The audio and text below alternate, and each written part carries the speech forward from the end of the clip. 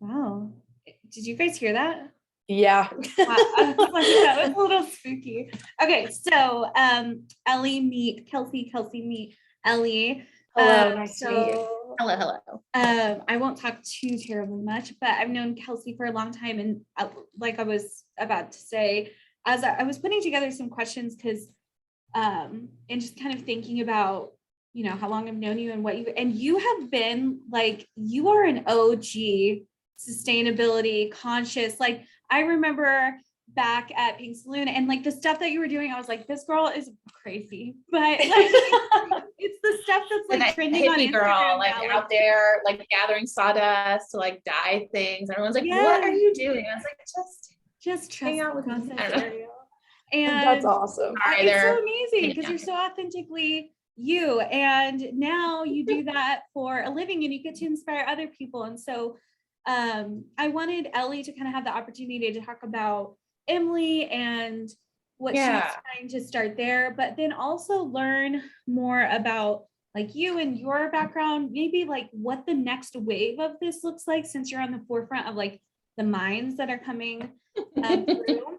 And just how the Kansas State program has always, like when I went through it an unfortunate amount of time ago, that I was like, wow, we are talking about sustainability, and it was good, and I learned a lot, but I was also like, wow, this is all we're talking about. But really, it's amazing what, you know, getting outside of things and then looking back, you're like, wow, that was like extremely progressive of that program to be really focused and behind on every level of how, from design to marketing to history, everything was surrounding by that. And so the initiative that you guys are doing, I'd love to hear more about that, and then everything. But I'll let Ellie kind of give you some information about her, and then we've definitely got some questions to ask. Perfect. Yeah. Well, I'm not so sure how much Ariel has told you, but around like almost 2 years ago now, yeah, wow, that's crazy. I was living in California, and I was working in sports marketing. My degree's in marketing, minor is in sports management. So I was working in sports marketing at a sporting facility, and I loved my job. But obviously I think everyone kind of went through the same thing when COVID hit, is, you know, what am I doing with my life? I want to do something more. And I kind of had that same realization and thought. And I was sitting at my desk one day at work, and I kind of just had the thought, you know, I've always wanted to own my own business. And for the past couple of years in college, I'd really gotten into sustainability. And for me, it started with my diet. When I went to college, I went vegan. And then from there, reeled it in a little bit and went vegetarian, and have been ever since, but did that for environmental reasons. And through that was able to learn more about sustainability in other aspects of my life as well. And one of them being fashion. I've always really loved fashion. I'd gotten it from my mother and my grandmother. And so kind of started to look for more sustainable brands. And I remember in college, I had the thought of, okay, I wish there was one place. And at the time, I wished it was an app. I think it was when apps were kind of like really big and people were creating them all the time. And yeah, I had the thought, okay, I want an app where I can go and shop all these sustainable brands, because right now it's hard for me to find, or I don't want to be going to 6 different websites and purchasing from there. And so when I was sitting in my desk in 2020 working at my job, I was like, okay, what if I run with this idea that I had in college?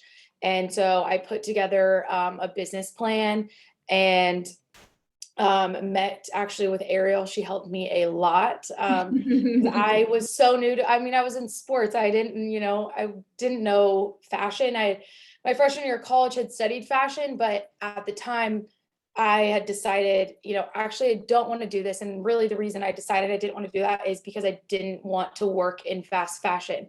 I didn't like what it stood for, the ethics, any of it. I just was like, there's no way that I could work for a company like that and truly believe in what I was doing and want to support that.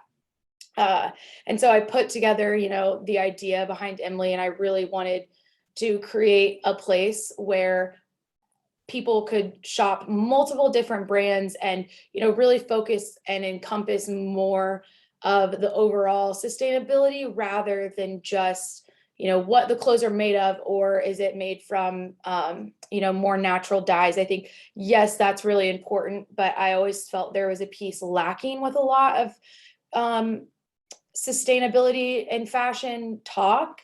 And I think a lot of that was focusing on inclusivity and, the garment workers and diversity. Mhm. And so that was something I really wanted to make sure that I incorporated, because I know how important those issues and those things are to me as well. And so came up with the idea of EMLE, ended up moving back to Wichita, and then worked on it and launched obviously in August of this past year. Yeah.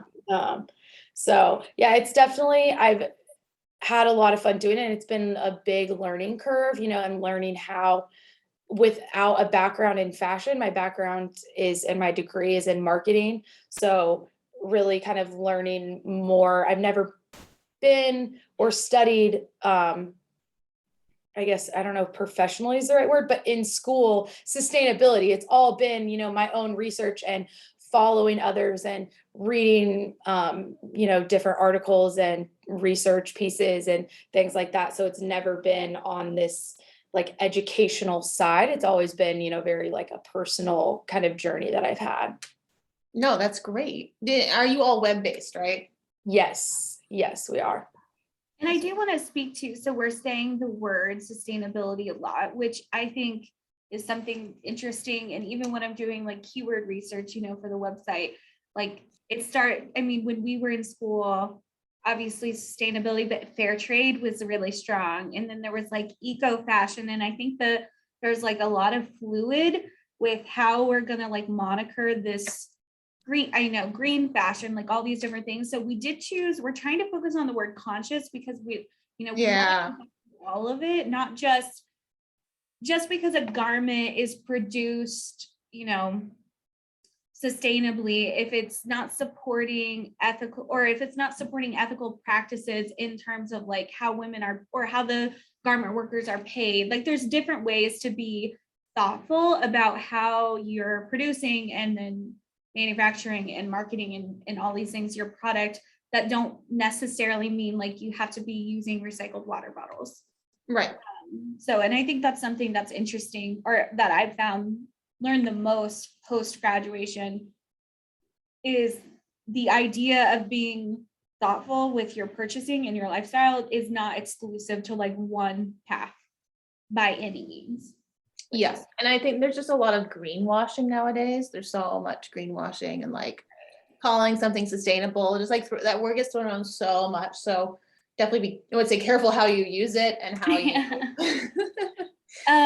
So I wanted to see if you could explain like a little bit of your background and your history with sustainability. As I mentioned, like you're like an OG, but you were like, I know a lot of what you do is in natural dyes, and that's something I know nothing about. But just give us a little background. Obviously, you've made it to the top. You're teaching the youth of today. It is fun to teach the youth of today. It's like, I just love my job.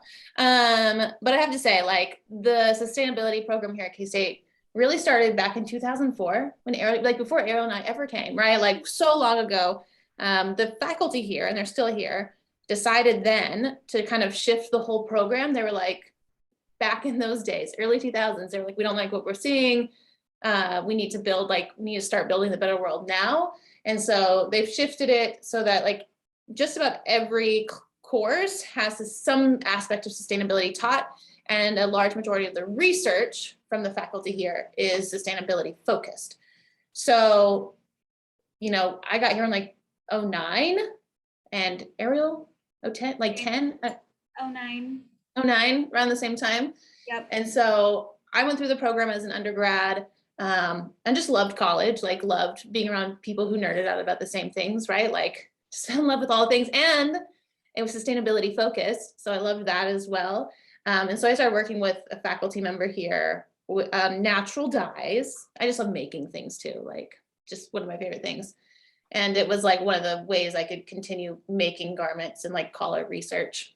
So I like got into it that way. Yeah, and so it was like about using sawdust waste as a dye, like it's already being thrown away, might as well use it for color. And loved it. And I was like, how do I stay here forever? And so they were like, oh, you can just stay and get your master's degree. And I was like, great, I'll do that. And so I said, no, I was like, and I stayed and I did another research project with natural dyes and sustainability. And then I was like, okay, what's next? And they're like, actually, you have to leave. You can't stay here for your third degree. Like you need to go somewhere else. And so I was like, okay, cool. And so I got into the program, the PhD program at Cornell in apparel design. So I went off and did a 4-year degree there on natural dyes. In the apparel supply chain though, I used to like starting out, I was really focused on like how well dyes stuck to textiles. But then for my dissertation, I was able to actually travel around the US and like talk to different companies using plant-based dyes and like go to visit a dye house and like visit indie dyers and kind of like get to understand the process that way, which was really, really cool. And I met a lot of amazing people. So that got to be my dissertation. And then they called me, they were like, we have an opening. Can you come back to K-State like tomorrow? And I said, yes, and just like hopped on the plane and came right back. So now I'm here. Now I'm ready. Credit during this whole entire journey. She carried and is a wonderful mother to 2 children. Oh my gosh, that's awesome. I'm very supportive. Very supportive. We have a great partner. And of course, now what's really cool is like all our professors are like my colleagues. That's amazing. So Yeah, it's really nice. They've all been amazing mentors and now colleagues. So now I'm back here and it's been really interesting watching natural dyes kind of gain recognition. We were just showing natural dyes off this morning. Like they're being used. Like I would have never thought in a million years. No. Yeah, they've had several lines, Nike has, and Patagonia and Eileen Fisher, like plant-based dyes. That's amazing. It's really cool. But did anyone from K-State's program? I know who was working at Nike. Tegan, yeah. Nice. No, this was separate. Like Nike's so interesting. They have so many different little like research groups doing random things. Like most of them don't know what's happening until it's released. So it's fascinating. And she was doing running for a long time. Got it. Yeah, I knew they had them in like separate, essentially like sport categories. Yeah. Like they separate basketball. Don't work quite siloed.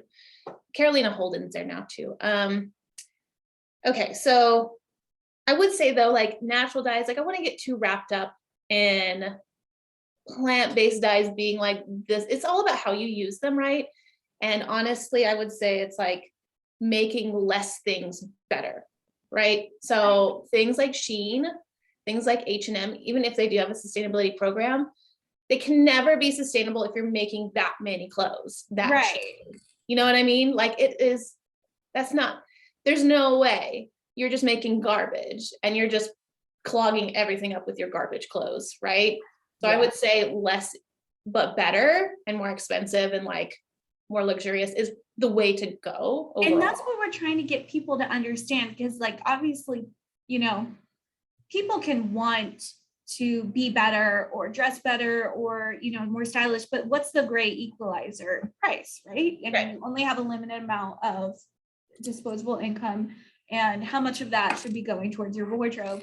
And so that's a hurdle we're trying to jump, because there are, there's definitely brands and on EMLE right now where we talk to and like the thing, PH Vitus, who comes to mind, which you guys should talk, if I can think of like 2 like-minded, like what they do with technical knits and the technology and how they're building things is extraordinary. And it comes at a price, but the quality is beyond reproach. Like those pieces will last until the end of time because of the way that they were made. And getting people to understand, I read a quote in an article, a Vogue article, like from 2016. So this is still, 5-6 years ago. They're like, why do we expect to spend, $15 on a salad at Sweetgreen, but we aren't willing to pay that much for a top, like something that we're going to rewear multiple times and put on our body, what chemicals it's absorbing, like where is the disconnect there? So what, I guess, not throwing you that question on like, how do we price things, but like, how do you get people to like buy into, or do you think maybe the generation that you're seeing come through your classes, do they understand that a little bit more? Because we've been brainwashed for 20 plus years with Target brands and, you know, $5 pizzas.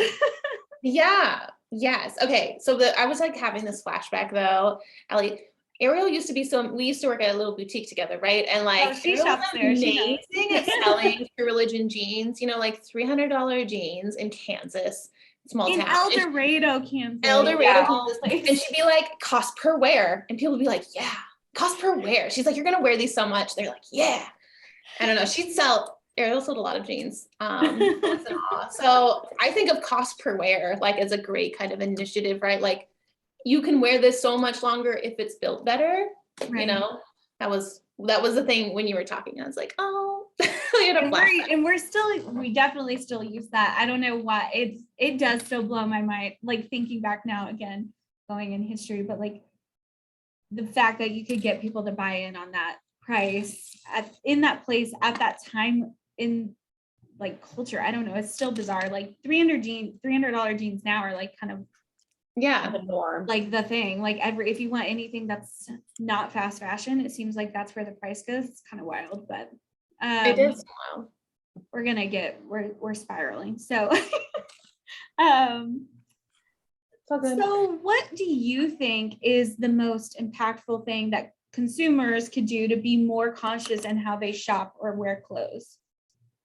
You kind of alluded to it, which I guess you had already said, was buying less but better. Buying less but better, but also like garment care. Honestly, some of the biggest impacts on the environment come from post-consumer use and the washing phase. Nice. So having clothes that you need to wash less. So I know a lot of brands who are like wool-centric brands, like Wool and Prince and Icebreaker, and those brands, like they talk about how wool is odor reducing and you don't need to wash it less. So I think there's a lot of like laundering less campaigns that are doing a good job. I love that.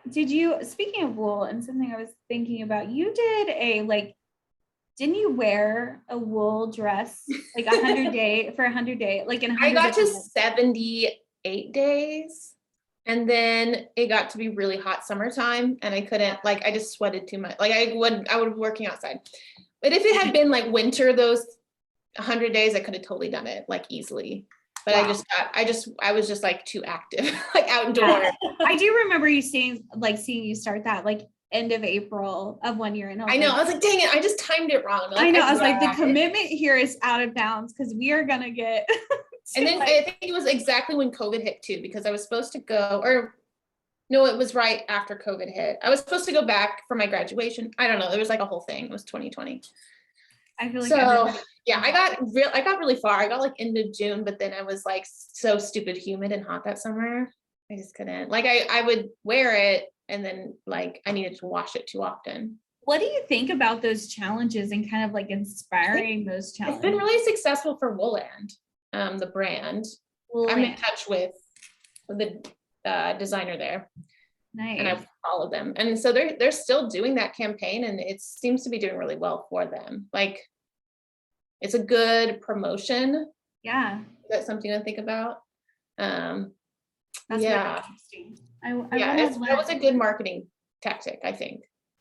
And they've really expanded their assortment since that challenge. And they're still doing the challenge. So that must mean it's working. Yeah. Nice. It wasn't like a 2-month thing and then they quit. Like they were like, never mind. Nobody finished because it's so hot. Yeah. No, people making support groups on Facebook. Like, yeah. I love that. It was really good. I think it worked out well for them. So knowing your background in textiles, like what are some other textile, or what would you consider if you had to rank them like the most like the best textiles you could invest in? Like wool, you know. I do love wool. Right. Okay, so here silk. I'm a big fan of silk, but you have to. I do love silk. It's a little finicky to launder, but I do love it. You were talking about like what's the next like upcoming thing. And I think if we're looking beyond just like sustainability, I think circularity, Yeah. like having biodegradable textiles to me is key. I'm actually supposed to meet with someone who's doing a line at Nike because they're trying to do a all natural like workout wear line. Wow. I think circularity is next.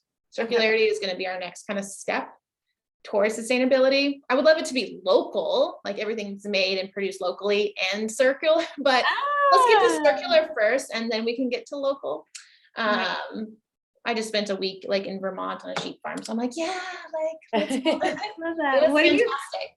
I love that you were just like chilling with the sheep. Oh, it was great. Oh my God, I loved it. But I would say you guys know about the Higgs index. Yeah. No, or Higgs, Higgs. Yes. Oh, This my screen, got it. from this. No, I didn't. I didn't know Okay, that. now I would say the Higgs index is a little tricky. Like you can't take everything at face value because I don't like the way they do some things. Like they say wool is less sustainable than polyester because of the land. I know, because of the land use of the sheep. Right. And then polyester is just made in one factory, like one place that never moves. However, Right. polyester is taking all of, like it uses fossil fuels and never breaks down. Like, Yeah. like It has really zero hurts. biodegradable. Yeah, so I don't like it. And like, even if you recycle polyester, which is a sexy thing right now, I get it, but like, you're still it's never going to break down. Like it loses its quality when you recycle it. So I think you can, and you have to pay for this, but it might be in like, I don't know if it might be something you can like use in your, if you pay for it, like in your marketing, like according to the Higg index, blah, blah, blah. Love Maybe. that. Yeah. And then something else I wanted to point out was GOTS certification. Have we come across this in some of your brands? Yeah. Yeah, I've seen this before. Okay, the Global Organics Textile Standard. Yeah, I think that they're doing good work. Of course, just like, I think some people can like say it's got certified and it still be a little shady, you know, like it's not the end all be all, but it definitely is a good step in the right direction. Right. What do you think is like, I mean, obviously we're never going to stop progressing. We're never going to stop trying to be better, but what do you think is like, what indicators would you like to see either in the marketplace from consumers or in the marketplace from sellers, manufacturers, that you're like, we have taken this seriously and we are on the right path? Like we're going to change the way people buy, maybe not in my generation, but the next generation and their children will certainly be buying differently. Well, I really had hoped $40 Hollister jeans and braided belts. I had hoped at this point, like Forever 21 and H&M were going to like die and go away, but now Shein is so big.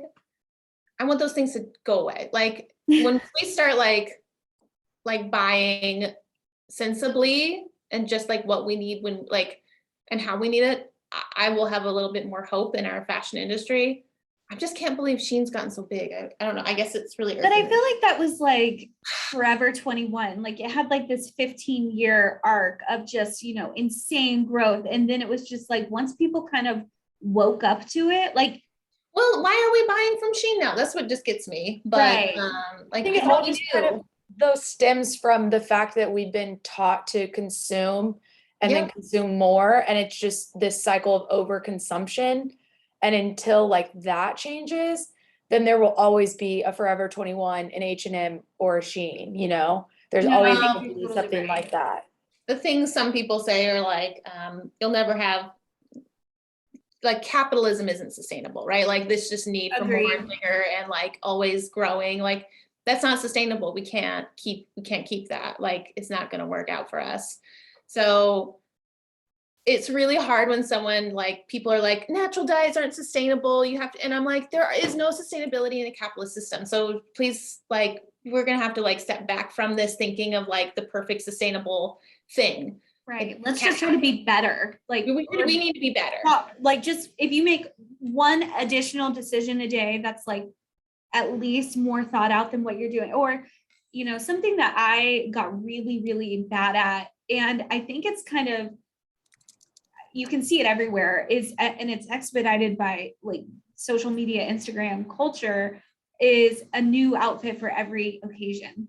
Mm-hmm. And, obviously depending on your income, it's not like you can buy thoughtfully if you're buying a new outfit for every occasion. And so teaching people that, choosing different accessories or just being okay with someone seeing you in the same outfit. Yeah, I would love a repeat your outfit challenge. I know, I would love that Yeah. too. I was thinking of that with the wool thing. Like, how do we get, like, I want to wear this same dress to every single wedding that I go to this year, but make it look fresh each time. Like, how am I going to do that? Yeah, I would love to. I think, I don't know how much you guys want to get into the whole social media like promotional thing. Right. That could totally, and it's such a double-edged sword because like you can inspire such good, you can really make an impact and reach a lot of people quickly.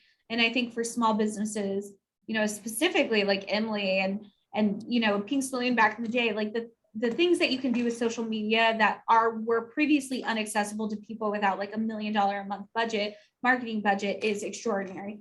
But the ancillary effects of that are also extraordinary. So and with us, that's a whole other. We're like trying to ask our consumer to be more conscious about their consumption, but also we're like, but in order to be a business, you need to sell things. I know. So like that fine line of consume my product, but at the same time, don't consume too much. So it's that fine line of kind of what, we're trying to promote and walking on. Yeah. And that's what we're trying, like we've thought of this, it's really hard to implement because this is like taking that traditional buying model and season model that still fashion shows revolve around, and have for centuries of this is our spring collection, this is our winter collection, this is our resort capsule, this is our summer capsule, this is our bridal collection. And we do this every single year and we have to like readopt what's going on.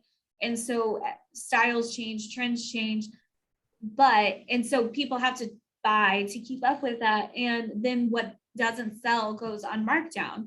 Okay, well, who decided that this was the cadence at which people need to buy things? Obviously, it's based on the weather, but why aren't the things that I bought last winter or the winter before doable? I aren't happy with them anymore, Right, like trying Why to did it feel out now? Right, like I'm only unhappy with these because these other something new is out.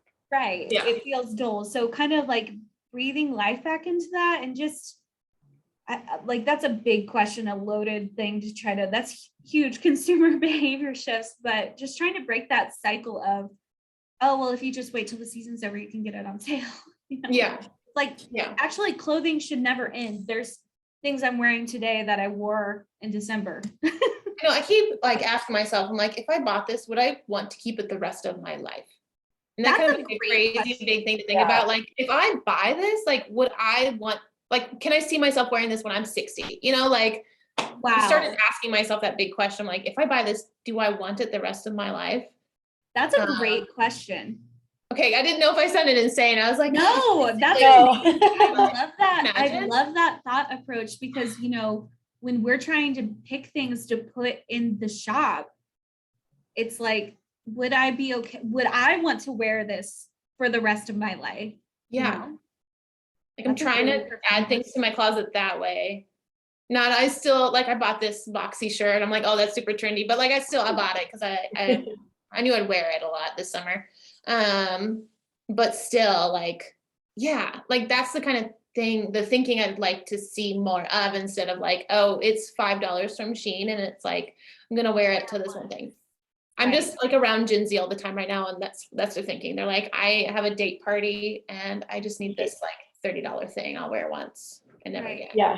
I'm like, that's such a bigger question than $30. And maybe if we can put a price on what the actual cost of that is. Yeah. You might be paying $30, but the actual cost on like long term, like we look at, cost per wear from a value standpoint, but you can also look at lifetime cost from an expense standpoint, Yeah. And I think so, like Dr. Hiller, she definitely has her students check out kind of like the transparency of a company quite deeply, like, are they really telling you everything? Are they kind of hiding parts of their process, but then really like greenwashing others? Transparency, I think, is really big. Kind of like we're thinking and looking at that for a company. You're also asking about fibers, like better fibers, weren't you? Well, that's actually what I was going to say, is if just from your perspective, and I'm not going to like hold you to it, but from your perspective, like what would you say if you're shopping for a garment, or if you're encouraging people to look at fabric content? What would you put in the upper tier? And what would you put in the bottom tier? Well, if you had like one fiber that I would be like, yeah, that is sustainable, I would say hemp. Hemp is a really cool fiber, and it's kind of cool. It's kind of sexy because it looks like marijuana, whatever. Yeah. But like I do love, because it doesn't take any like pesticides, it doesn't take any water. It just loves to grow, and I like that about it. But it is a rough fiber. Like, it's not soft. Right. But like a hemp linen maybe. Yeah. What do you think about like I remember, what was that brand at Pink Saloon that did bamboo? Oh yeah. No, it wasn't the Michael Stars line, was it? No. Bobby? Oh, maybe. LBI? I don't know. I'm not gonna So fact check us. bamboo is a regenerated, especially that like soft bamboo is a regenerated fiber, and they have to break it down in a lot of chemicals before they spin it out. So I don't know if you're really winning sustainability that way. If you have raw bamboo that isn't regenerated, that's better for sure. But it's rougher. It's not soft. It's not buttery. But also, I feel like those don't last long. Yeah, it did get whole. And that's the thing They is, get whole so fast. I mean, obviously cotton takes so much water but there are cotton pieces that I have literally owned for 10 plus years. Like, and wear a lot. Like denim, leather, I know, again, that's going to get into the PETA phase. Yeah, but you know what? PETA can jump off a cliff in my opinion. But like their campaign against wool, we're done. Like no more PETA. Like go away. And their board is like a bunch of old white people. Like no. Obviously you have issues. PETA. Yes, but I do love wovens, I have to say. Like oh, okay. I like because I feel like the knits do get holes a lot, right? Like we love our knit stretchy t-shirts, but honestly give me a woven button up any day of the week over that, because I think they last so much better and longer.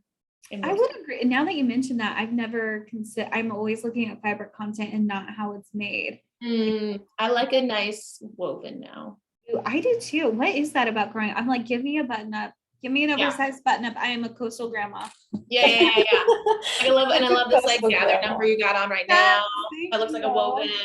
That looks nice. Like that would last me the rest of my life. You know what I mean? And now I'm looking at this and I'm like, because I tried it on, I'm not going to get into how many times I've tried this on, and it was like, I'm not wearing it, and was just super grumpy about it. And finally today I was like, I'm just going to wear it. And I wore it and I'm like, I look freaking cute. I would totally. You look really cute. I really like it. Yeah. Sorry, we got off again. What else would you like to hear?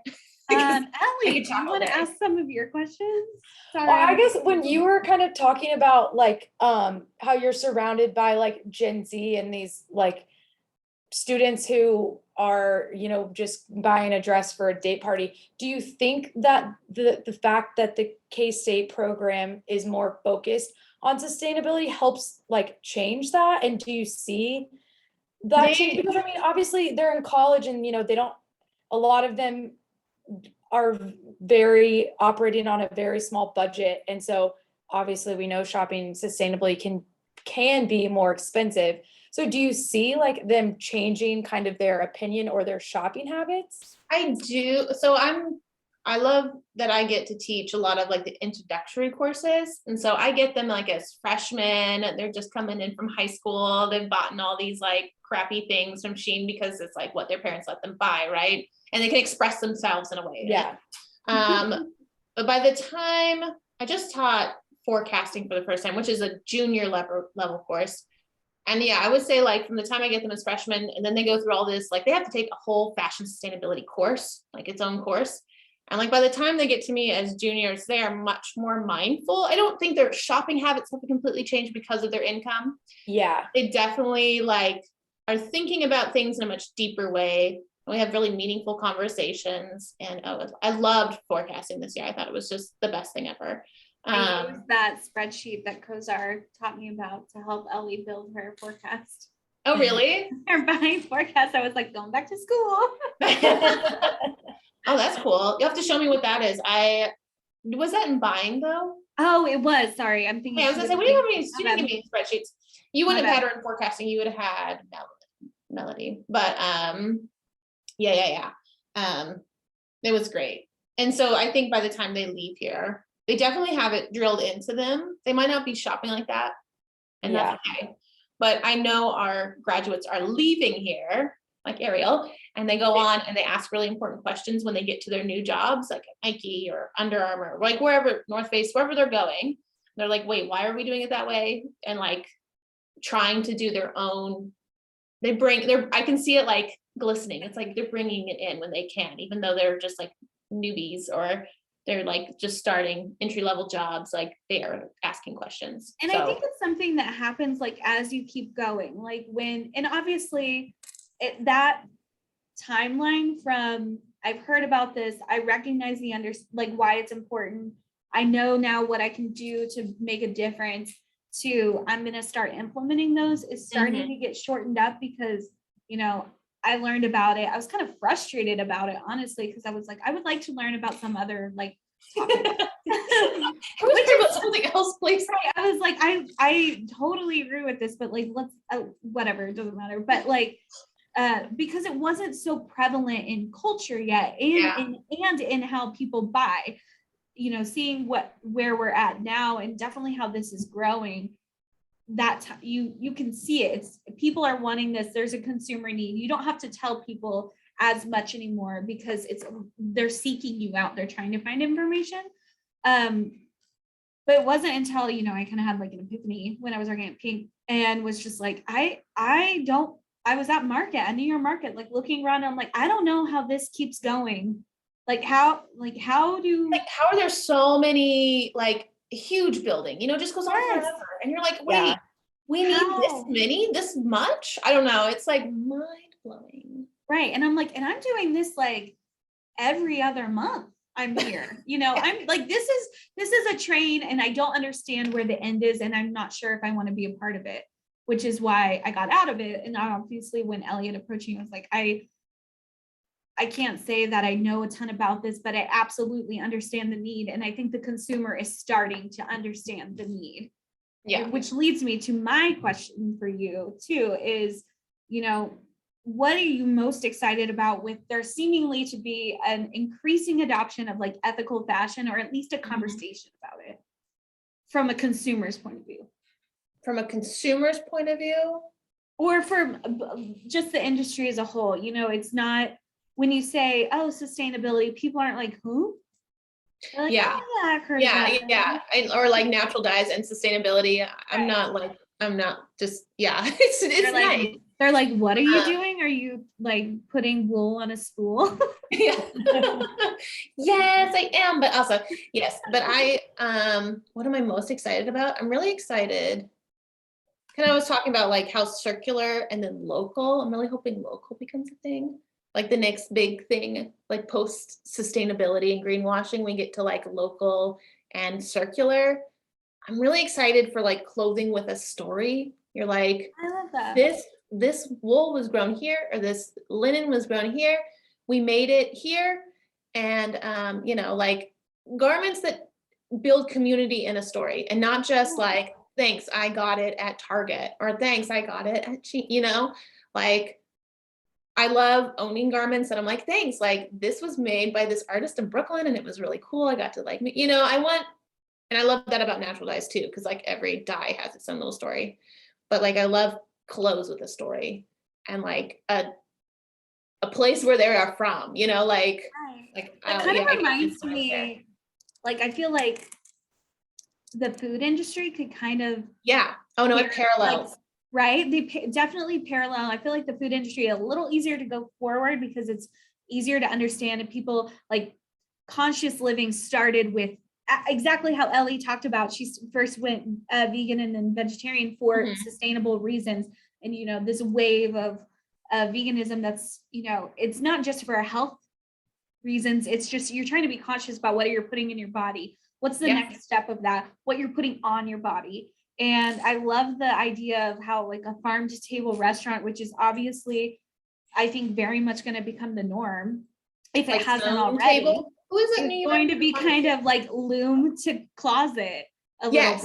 Well, we have our fiber to fashion or farm to fashion camp. We call it farm to fashion camp here. Nice. Like at the end of June. Yes, that's what I love. That's what I love. Like the thing is, like the food industry, the supply chain is so much shorter, right? Like you pick it, you wash it, and you sell it at the farmer's market, what have you. It's short, it's sweet. Right. One person can manage the whole supply chain, right? And it fits everybody. Like I don't need to make this in a small through. Yes, exactly. But so now we have to think about how do we do that same idea, but then make it garments, which are much more complicated. Obviously, you have to like pick and wash and dye and spin and weave and like all the steps. But it would be great if we could bring a lot of that back to the US and like have it here again and have obviously living standards and wage standards and like healthy like ways to make clothes that people want to wear and like people like love to tell the story about, you know what I mean? Yeah, it's almost like clothing with an identity, because when you think about it, like what is, you had said something earlier and it made me think of it, like, you know, the clothes that you wear or the kids that are coming into college, like what you're wearing is the first impression of your expression. It is a way to express your likes, your dislikes, your favorite colors, you know, what parts of your body you're most, you know, proud of or excited about, or and so food does that too. You know, food is an expression of like how a culture wants to identify themselves.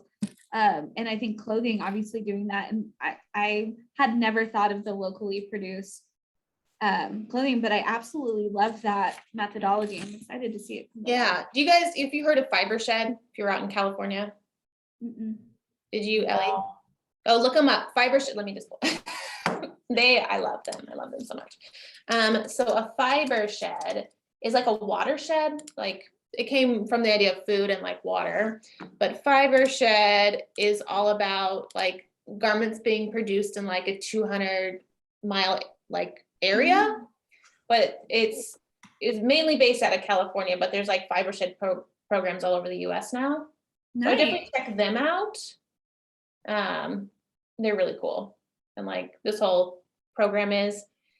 And then I think Field Day, Oakland.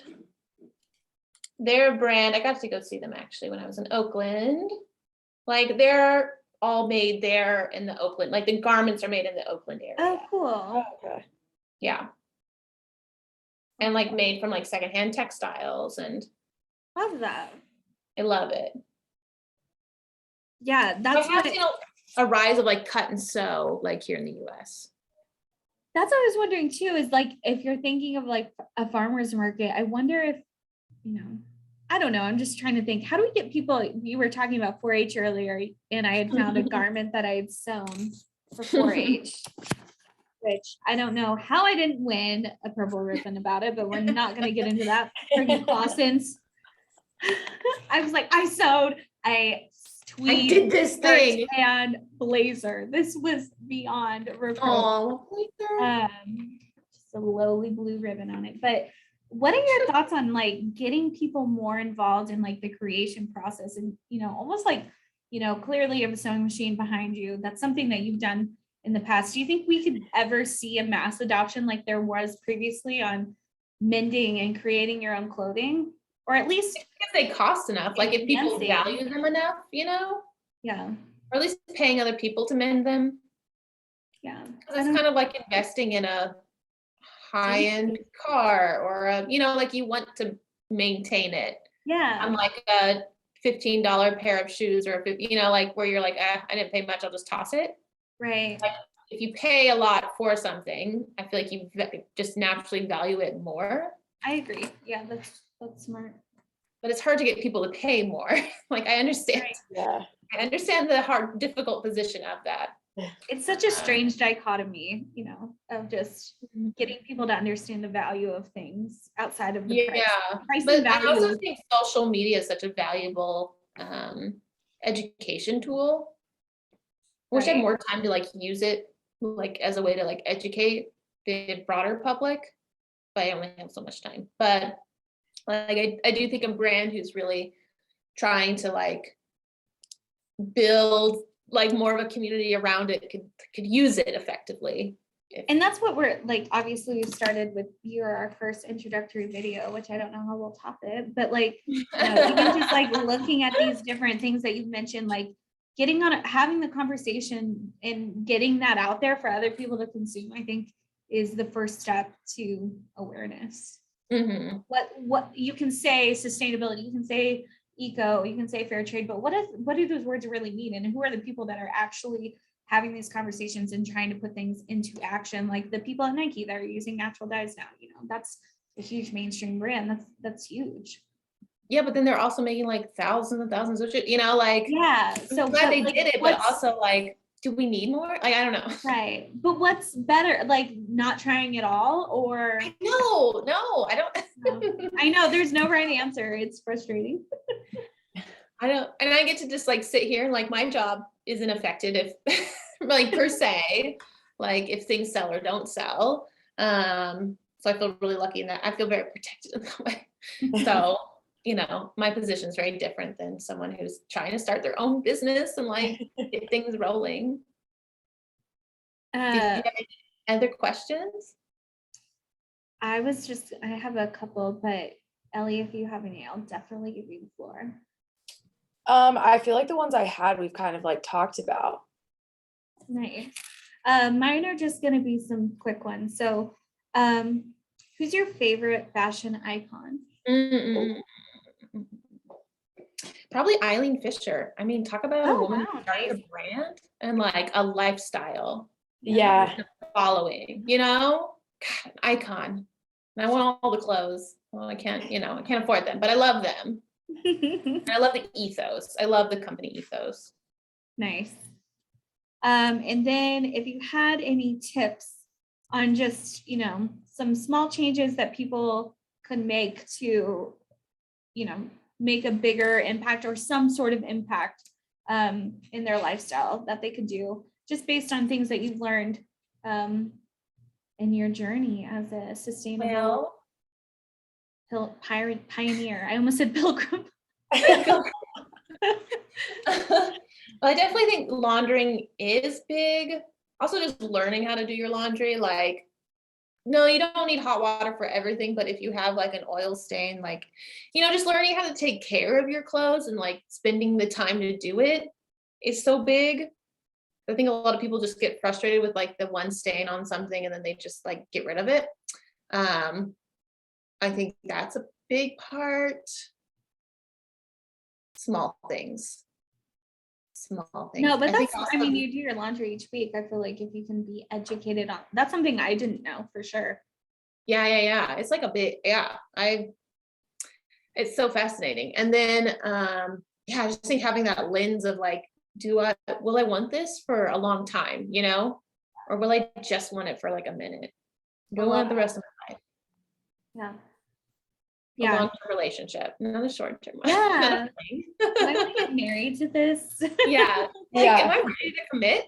Like, what? So I've been thinking about that a lot lately, for sure. I love that thought process though. I love the challenge too.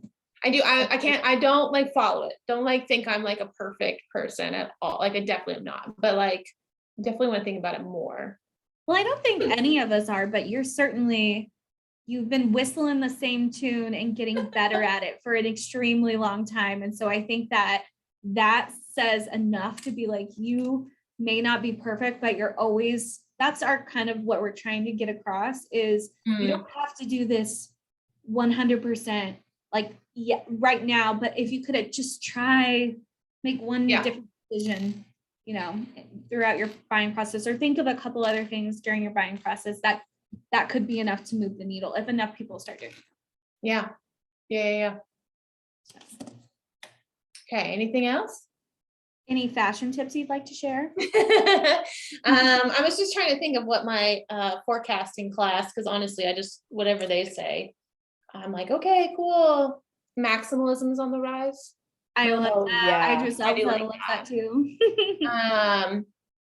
So but it does take a lot of clothes for maximalism. We tried a maximalism day, and I was like, oh my God, I don't know. I don't like have enough things. It took more than I thought. It was interesting, but it might be an interesting way for people to do What's it. that Iris Apfel quote where she's like, when you think that you're done dressing, like add on 2 more things. It's like the opposite of the Chanel quote that everyone loves. Yeah, or we had one day in forecasting where we just watched TikToks of like the most outrageous dressers, and it was fantastic. I was trying to think of who. That's what I think I don't know, she's an editor at Cosmo, and she is like full on maximalism, like every single day, her outfits. I actively follow her. Yes, I I love follow that. several maximalists now, and I'm like, okay, yeah. Yeah. It's so fascinating. I love clothes, like I say. I love it. I love that because it's just, Yeah. you know, the So, clean I look would is say that's so the next big aesthetically. trend. Like we've done minimalism, and I think we're going right Oh, up into yeah. like 90s, early 2000s maximalism. Yeah, oh God, where we just have belts that do Oh my serve no God, purpose. so many belts. So many belts. Oh my God, like Hopefully I'm we wearing a belt. recreate that in a better idea. I don't know. We're gonna do, it's like when we were at Gaudi and they're doing like, they have leggings on and then they have a dress on and they have a mesh turtleneck on underneath that. Oh, do you follow Fruits Magazine on Instagram? No, but I will. I'm trying like to a- like take a break on Instagram because it's I totally don't blame It's you. a I lot. have not been looking at it much, but Fruits Magazine I love because they're actually from the early 2000s and 90s, and it's like Japanese street culture. nice. Oh. I'm like, oh, here. I love it. Oh, it's really good. But Okay. like so much good content on Fruits Magazine. So much.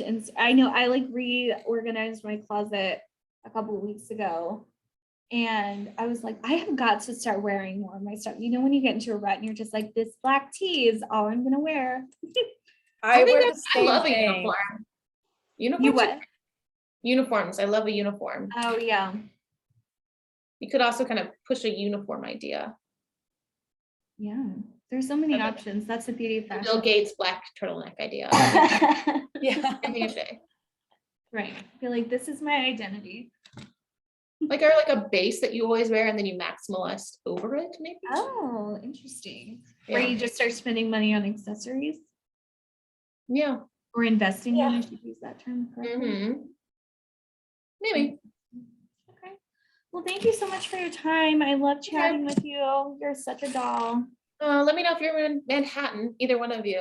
I actually will be in August for Okay. Larissa's wedding, so I'll hit you up. yay! Yeah, I was gonna come up earlier, so her wedding's on a Friday, so maybe we can meet up on a Saturday or something. But either way, Perfect. I'll let We'll you go to know. Taco Lucha's. Yes. Oh, I'm either so way, I will let you jealous. know. Come join us. Yeah, well, I that's do what I not- was gonna tell Ellie is do you guys do your garden still for the Mhm. natural dyes? We Yeah. should, so we're like starting to do more, obviously, hence this call of just talking with our brands, talking with different leaders and businesses that got this on their mind so we can get more information and get it out to Mhm. people. But I think it'd be really cool if we could come up and, see Yeah. what you guys are doing. You should come and- visit. Like I could like show you around the program. They redid the Yeah. sewing lab. Like show you around. We could have like even like a little natural dye workshopy day if we wanted to or something. Ooh, love Ooh, that. that would be cool. Nice. Okay. We will be in touch because I love Okay. Yes. I'll be here. I mean, I'll be around. that. Perfect. Awesome. Well, thank you so much. Thank you so Anytime. much. See ya. Time. Bye. Have a great day. Bye.